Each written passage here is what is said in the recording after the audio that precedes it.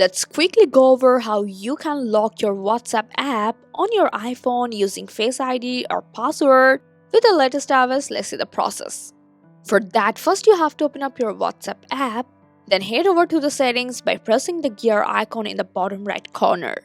From here, choose privacy and scroll down just a bit and you will see an option called App Lock.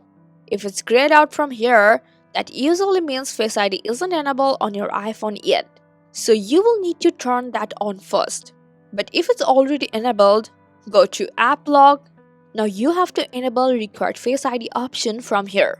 And then you can choose how soon WhatsApp should lock after you close it, like immediately, after a minute, or longer. I go for immediately.